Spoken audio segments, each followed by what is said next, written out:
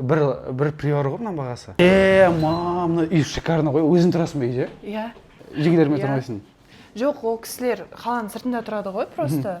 Осылай удобно ғой, личный границы, уақыт анау деген сияқты. Мынау личный граница емес, личный мемлекет қой мынау.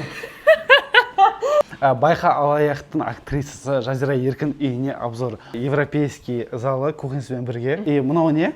Мынау очиститель воздуха. Өзі көрсетіп тұрады, мынау 45 деген, это средний, по-моему. Мынау боргтікі ма? Қымбат қой мынау. Бір приор ғой мына бағасы. Приор қанша тұрады қазір? 3 миллион. Арзан мынау. Сол недавно подарили. Мынаны жаңа жинап атқан мына Новый годтың нелері ғой. Новый годта енді ғана қолын тимей, енді ғана біз Новый годта 1 январь бітіріп тадық қой сразу. Уже тойлап қой. Мына жақ поинтереснее шығар, потому что мынау полный менің коллекциям, кітапхана бәрі. Жазира Еркіннің коллекциясы. Берген сыйлықтары, немен айналысады. Очередной статуэткалары.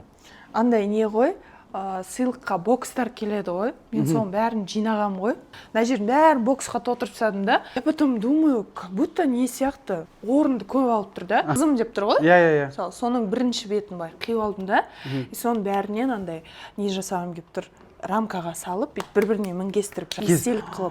Потому что мен енді өзім фильмнің маркетингімен айналысқан адам ретінде мен білемін да, оның бәрі қырғын ақша біріншіден. Екіншіден ол естелік қой, типа афиша. Өзім квартирамды алған кезде соған хочу так естелік қылып.